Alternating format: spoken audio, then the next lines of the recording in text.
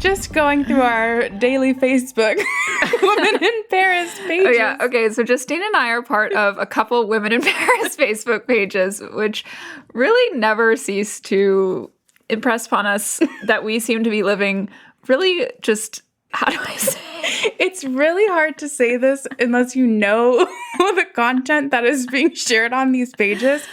Because if you're coming to Paris, highly recommend joining some like expat groups on Facebook. Yeah, it's a great way to meet people. There's lots of there's info, and then people who are here by themselves really rely on this group for information.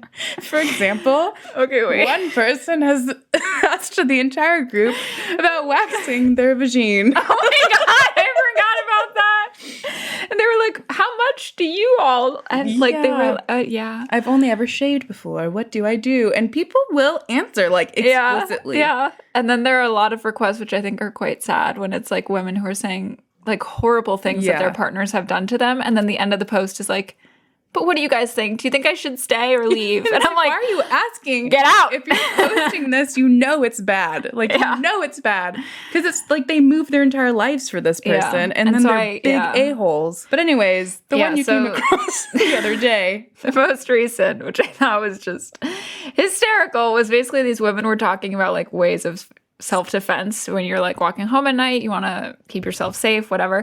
And a couple women were like, oh, I brought pepper spray from the US. Which exists in France as well. Yeah, exists, but I'm not sure it's legal. I would have to check on that. Oh yeah. Yeah, but so that's why a lot of people bring it over from the US. That makes sense. But then this one woman commented and she was like, I pepper sprayed a guy once and it actually went in my eyes a little bit and it didn't even faze me considering being tear gassed is just so much worse. So essentially we're saying that the French population is immune to pepper spray because we've all been tear gassed. Yep. And tear gassed because of the manifestations or the protests. Yeah. Which are typically so go out of hand and the police uses tear gas to try and calm us down. I think we've all been tear gassed. Well, have you? I've been tear gassed, but only because I was a passerby and I didn't know.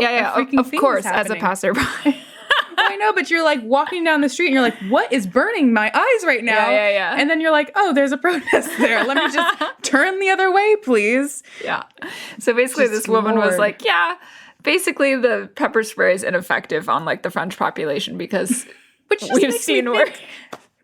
How mild is pepper spray? Apparently quite. Because I've luckily never had to use mine, but I carry it around and it makes me feel a lot safer. Yeah, I don't carry any self-defense things. You should. I know, but I always kind of felt like, oh, this is a personal thing. I'm like, oh, I'm not going to carry anything so I don't attract it kind of thing, It's just kind of an energy thing. Justine, this might be the one place where you can't manifest away something from happening to you. I'm not going to attract that kind of energy. It's just we're not on the same vibe, the same wavelength. This crazy man and I are just not getting along. Try me, bitch. I will koala you. Oh my God. On that note, hello, bonjour. Welcome back to Pardon Our French. Episode 10. We're going to be talking about La Rentrée. Yes. Because we have actually entered that season of France. It's sort of the transition between summer and fall. And it has a lot of meanings, a lot of different meanings. For kids, it's going back to school. For adults, it's back to work. But in general, it's also kind of like a mindset. It's an état d'esprit, I honestly take this time as a fresh start more so than the new year. Yeah. Oh, totally. Yeah. No. I mean, I have been cleaning out my apartment, which you would know is rare for me. I've actually yesterday I was in the Bon Marché because I walked in, or not the Bon Marché, I was in La Samaritaine. Oh, okay. I went in because I wanted to get a present for someone for their birthday. And then I accidentally wandered up toward the women's clothing section, found this dress that the energy was pulling you. Now in love with, yes. And I texted Justine and I was like, I need this. And she said that I can buy it if I give away 5 to 10 things from my closet, which is a lot for me. She was like, 5 to 10? Yeah. I think I can muster up 3 to 5. We'll go through. Yeah. I was going through, I identified like 5 ratty old sweaters that I can give away. Okay. And this one like skirt top set that I just never wear. So yeah, we'll do a fashion show. You tell me what you feel good in. And then if it's, do a whole little... not your best self in there, you just sell it. Yeah. But anyways, moral of the story. It's time for change of the seasons, cleaning out. It's a new energy. Yeah. Parisians have returned. The cafes are now full again. Yeah. The streets are full of people. Yeah. I'm so excited because like I was here for most of August. I only was away for like a week. And it is bizarre to me. It has been so bizarre walking around seeing so many empty cafes. Yeah. I can imagine. It just makes me feel weird. Like I'm like, this isn't the Paris that I know. Yeah. A ton of them like boarded up for the whole month. Like all the other ones are just like pretty empty, just like sad have, like, the chairs regulars who are there. But so I'm very excited for things to be getting back to their regular. I was super excited to get back to Paris as soon as I was in the Uber from the airport, and as soon as you like enter like the city center, I was like, oh, there's so many people and I'm so excited. I've been like texting our group Serena chat. van der Woodsen coming back from her boarding school days, like looking out the train window with the angst. Yeah. I'm like texting everyone plans. I'm like, I reserved this in 3 weeks, by the way. So put in your calendar. She did do that. We just got a text and she's like, just so you know, we're all going out to dinner and it would be nice to dress up.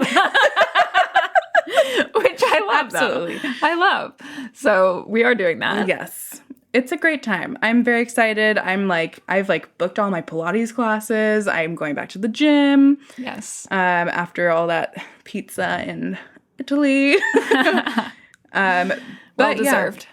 Yeah, what does that look like in the workspace? Because I think for both of us, it's a little bit different, but in general, there's a common theme. Yeah.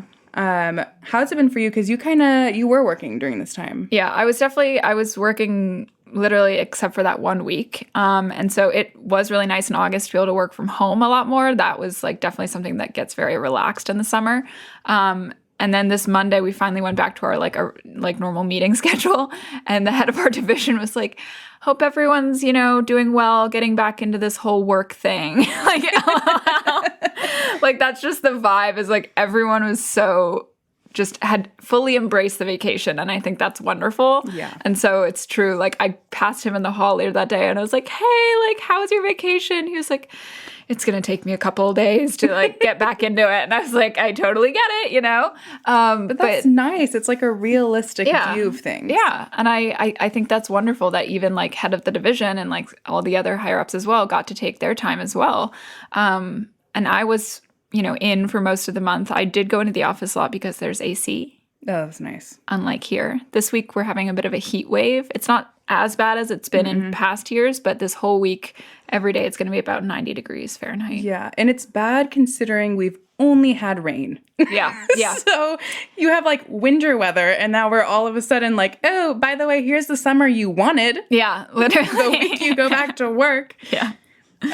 For me, it's opposite. Pretty much. We got an email. I came back to work last Thursday. I got an email from our CEO welcoming us back with news that our organization had changed. There's lots of new things happening. We have like an all hands tomorrow.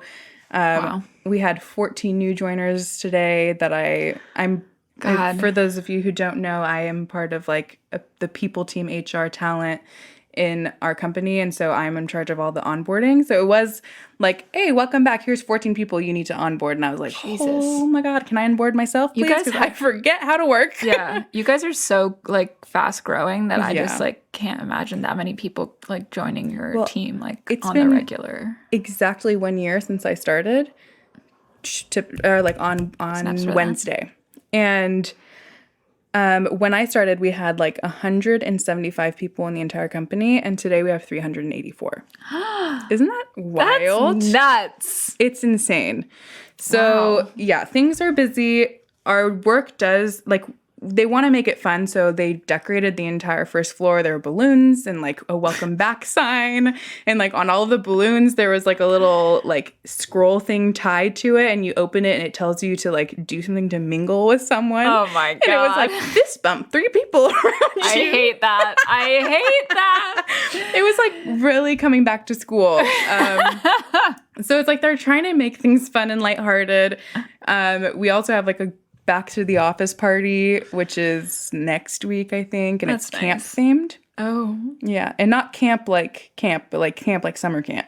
Oh, I thought it was camp like camp, like I was like gala ooh. camp. I want to get all dressed up. No, summer camp. Wear your Birks. Oh my God. Do the French even know what that is? I mean, we're teaching them, I guess. Jesus. So yeah, it's very different. I head on had 300 emails in my inbox, and I'm still sifting through. But That's crazy. Yeah, no, but I mean, as we're coming back from holiday, I think it's great to emphasize how like the work-life balance is here, but it's also like enforced here.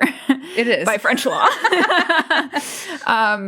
And like, for instance, like you have a enforced 5 weeks of vacation a year. Yes. And of course, most people take like a lot of that time in August. But I think in terms of like talking about real vacation, we'd really shock everyone if we told them how much we actually get. You have how much? I have 7 weeks, so 35 days total. That's nice.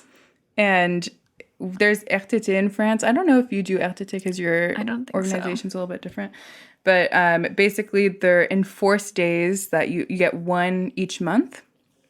And it's because if you're salary based, you have overtime sometimes, and that's how they pay back your overtime. So they give you 1 day a month. Oh, interesting. And a lot of companies will enforce that each month. They'll tell you which day it's going to be, but in ours, we get to choose. So I can like accrue them up until the deadline and use them. Okay. Yeah. Wow. Yeah. So we get 30 days plus a week at Christmas that doesn't count. Whole week. Or like between Christmas and New Year's. Yeah. That doesn't count to those 30 days. And then we get all other French bank holidays, which is, they're like, I think, 8 a year usually. So it's 35 or 30 plus 8. Plus your week, I guess. Plus my week, yeah. I have to work during Christmas, but it's okay. It's pretty slow. Yeah. So basically, I was getting into my like smoker voice. That's what happens whenever I get a cold. I sound more French because I start to become like raspy. Yeah, very raspy. Like come October, I'll get pneumonia, and like it'll just like I'll sound so goddamn French. Well, I used to get pneumonia every year in high school. Same, actually. I played a season of field hockey with pneumonia. Take no prisoners. Yeah, I did hike Table Mountain in Cape Town with pneumonia. Christ. Yeah, so basically, I have asthma. So, just since you were all so curious. Why is Quincy sounding French today? Oh my God, sounds so sultry. I actually kind of love it. I like when I get sick. I'm like, it's sexy. Yeah, so it's the subtle line of like taking that and making yourself sound more French, but also not taking it so far as you get pneumonia. Anyways. Balance. Anywho, what was I going to say? Oh, French law requires that every employee gets at least 11 consecutive hours away from work. So like most French offices won't even open before 8:30. Mm-hmm. Mine is very set around sort of the 9:30 to 6:30 schedule. Like people come in sometimes a little bit earlier, maybe like 9:15, and some people leave at 6, but it's a lot more, I think, set up and strict than yours is, just because they want everyone to be like really on the same time so that, you know, when you need to collaborate with people, like they're there to. Yeah, that makes sense. Yeah. Because we're international, I think that's why there's flexibility. Yeah. We have people working in the US and, you know, throughout Europe, someone in India. So we're very flexible. I'd say our offices are open from 8 to 9 p.m. So you can go in at any hour. And that's because if you do have someone in the US and you have later meetings, then you have a place to take those from. Mm-hmm. But people choose their schedules. And it all depends on who your manager is and what's required of you. Because I'm on like an HR team and I'm talking to candidates, my schedule usually looks like 9:30 to 6. Okay. I even leave earlier sometimes. I'll leave the office by 5 automatically, or else I get depressed and I will like answer emails and messages at home. I just can't stay past that, especially during the winter when it gets dark super early. I'm like, I gotta leave before the night hits. Oh my God. But a lot of people are parents also, so they'll drop off their kids in the morning. They'll have to leave early to go pick up their kids, and there's a lot of flexibility around that. So people are pretty free to do what they need. Yeah. If you're in France, the basic ask is that you're available by message between 9 to 5. That makes sense. Yeah. When I started my job, actually, so now I'm an official staff member, but before when I started, I was just interning for the semester, and I couldn't actually work remotely at all. We had, obviously, like when I started, it was very close to Russia's invasion of Ukraine, and so we had a lot of security problems going on. And so that was one of the big things. It was like, are you going to have, especially like all the interns taking their computers home, like with the networks and everything? It was just a bit too risky. So we were not allowed to work from home at all. But now that I'm on regular staff, I'm permitted 2 days a week, which is nice. They do ask that you don't take Monday and Friday. Take either or. So they actually emphasize that. Yeah, they do. So that's been nice. But I honestly, like, a lot of people have a really nice home office setup from COVID, I guess. Yeah. I don't really have that. So it's honestly kind of a nuisance for me to like be working on all the contracts and stuff that I have to work on my tiny little computer screen. Yeah, that makes without sense. my monitors. So I do enjoy going into the office. And it's just nice to like talk to people, working at an international organization. It's like not as much of the French atmosphere of work that you might experience. It's a lot more open and, just chatty and friendly. That's really nice. Yeah.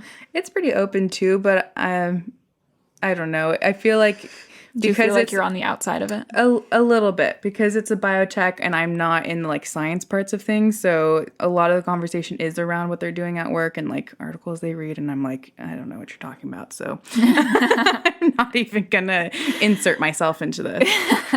Although if you do just like ask to sit next to someone, no one will say no. Like they'll, obviously you can go in and like have a chat. But most of the time I'm just so socially drained and tired from like speaking to candidates all day that I would like to eat alone. So, yeah, that makes sense. Yeah. And then by the end of the day, table buddies. Yeah, you have some. Okay, good. And then by the end of the day, when you're off in France, you're off. You are off. You're so off. You cannot be required to respond to work emails or phone calls by your employer or whatever your work entails after you are off. Like you log off. You don't need to respond until the next morning. And that is because of the law, literally called the right to disconnect. So basically, businesses with over 50 employees have to let their employees disconnect from their devices outside of normal working hours. And they're not supposed to be sending you emails past, that time. So like those 10 p.m. emails you get sometimes where you're like, oh my God, I got to respond right now. Or if you're on holiday, does it still happen? Yes. But you have the right to not respond and they can't get mad at you. Actually, the day I was on leaving for my train, my first day off, I get a Teams message because I still have it on my phone. I get a Teams message from my boss and he's like, oh, like, do you know where this file is? And I was like, yeah, I do. But like, what am I going to do about it now? Like, I don't have my computer in front of me and all my stuff is like pinned. So I have like shortcuts. So I wouldn't be able to like instruct him exactly on how to get through the maze of all the folders without like logging on yourself. Yeah, exactly. So then I actually, because I'm like a people pleaser. Because I'm a people pleaser. We both are. It's fine. Because I'm a people pleaser, I somehow finagled a way to sign in. It's like very hard to sign into your email like remotely because of all these security problems. But I somehow figured out a way to do it. And I knew I had sent this file in an email to someone else a couple days ago. So I logged into my email, went through, found the email that I sent to this person, forwarded it to my boss and said, see ya. Now I'm done. Please never talk to me again. I was really proud because the week I was on vacation, there had been 2 or 3 meetings set up that were going to, normally I would be in these meetings, but obviously I was going to be away. So I prepared the briefs and like all the questionnaires and like all the important points to talk about with the people, and I teed them up in like schedule send emails to be sent to my team like the morning of the meeting or like the day before or something, so that they had all the information so that they wouldn't need to contact me. I know, it's wild. I was very proud of that. Honestly, that's super impressive. I just remember working in the US and like it's just so different. I was thinking about that recently because I was like, I would start at 8:30 sharp. You had to be there at 8:30. Like, you clock in. God. Even if you're on salary, it's like you're clocking in. You get 30 minutes for lunch, which to me back then, I was like, oh, what am I going to do with 30 minutes? Have so much time. God. Like, what? No, you're supposed to, so you take an hour for lunch here, Or two. But people take theirs between 12 and 2. So, like, no one's really productive between 12 and 2. Even if, like... You're not setting up meetings during those hours. Yeah. But yeah, French people really value their free time, and they absolutely work to live, not live to work. So, a very opposite mindset from the U.S. And that's how I feel now, honestly. Because, like, it's not like... I've always felt that way, though. Like coming from New York, like graduating from the school that I graduated from, it's like everyone goes into finance and consulting, and you're just like racking up money that you can never spend because you never have any time. Yeah. And so now here I am, like with working on it, decent-ish. We're still working on it salary, but like it's enough to keep me. It's better than mine. You did good, sister. It's enough to keep my life going, and you have left over to save and like also spend. Yeah, and that's fine with me. I don't feel like I need to be racking up. Obviously, I want to have savings, but no, I think that's the biggest difference, and I think that's where my mind shift has been. Is I've never wanted to live to work. Okay, that's like never been a thing. I don't know if it's because I had French parents or what. I grew up in the Silicon Valley where literally you are trained to live to work, and I rejected that from like day one. I was like, fuck that shit. I'm going to be chilling. I'm going to be hanging out with my friends. I don't care about your after school sports and activities. I'm doing my life. And today I'm very thankful for that. Yeah. I was like super looked down upon by all of my peers, but I was like, you know what? What did you do in your college summer times? You worked? You had no time off because you did an internship? Well, I was traveling the world, and I am very happy with that choice. Yeah. I did the internships every summer, and I can tell you that. Well, I don't know. It's like quasi. It's like, did they really help me getting a job in the end? I don't know. Who knows? It would have been nice to be able to travel around instead of like sweating my ass off in New York over the summers. But yeah, my parents always told me networking is how you're going to get a job, and you just have to choose the people you're interacting with wisely, and like choose the people that interest you. You know, like their lives are interesting, what they're doing is interesting, because your internships obviously they create networks for you, but. I didn't know what I wanted to do when I was in college. I was like, is what I'm doing now exactly what I'm going to be doing later? Yeah. Is this a network that's going to be, useful for me? And for me, it was traveling. I actually met tons of people traveling. Like I have my job today because I met, like April through Bumble BFF. So it's just like you can make networks everywhere. That's true. That's very true. But yeah, so back to my actual point. The thing that changed for me was I was just really discouraged with the salary I have here. Now it's a little bit better because I got promoted, but it's very low compared to the US. And like I was an office manager in the US right out of college, and I was making more money than I'm making now. Yeah. But I didn't have time. I had 10 days of paid vacation a year. Yeah. Like, sorry if you hear my cat killing a fly. And like this is the other thing is that it's like we have socialized medicine here, so we're not spending your salary on your healthcare. Yeah, things like that. Yeah, life is generally cheaper. I'd say California, like food is more expensive than it is in Paris. Life is more expensive than it is in Paris. And our salaries like make sense. Like what we're making now is a good amount to put away, have fun, pay all of our expenses. We don't have cars, so we don't need to pay car insurance or, gas or whatever. I think most of my pay would go to that in the US. So yeah, it's like a lot of win and lose situations, but we're mostly winning. Let's make that the title of this episode. We're mostly winning. We're mostly winning. Life in Europe, we're mostly winning. Do you make six figures? Cool. I don't, but I'm still winning. Yeah. But anyways, so you taught me about this concept. Oh, yeah. The placardisation. Yes. Please tell me what that means. So, okay. In France, when you are under a CDI contract, which is a contrat durée indéterminée, which means it's a permanent contract, you're on salary, you have no end date to your contract, it's very hard to fire you. Mm-hmm. Very hard. We have a lot of laws put in place protecting employees. And so you can't get fired unless you have a faute grave, which means you've done something very bad. Like, bad. I don't know what examples to give, like harassment. You've, hurt a colleague on purpose. You've fucked up royally, your work, or you didn't show up to work for a month without letting people know where you were, which did happen in my company. Oh my God. So they've created this thing called placardisation, which means you are put in the closet. So you have a 4 to 6 month trial period where you can get let go. Like they can decide, we don't want you, your work's not satisfying us, whatever. They don't even need to give you a reason. But if you're underperforming after that 4 to 6 months and you're not doing anything really bad, you're just not doing what they expected of you, they will put you in a closet, per se. Wait, so what does that even mean, though? It means they basically change your roles. You have less to do, just enough that you can do correctly and right. It's like a bullshit role, basically. And you're kept on pay, but you're not doing the stuff that you should be doing because you're not good at it. So they're just paying you to do nothing? Yeah, so some people purposely do that. What? Some people will purposely, abuse the system and just, sail on by with their pay and doing minimal work. However, it's not. That's insane. It's really not legal, to be honest. It's just like it happens, so there's like a term for it. Yeah.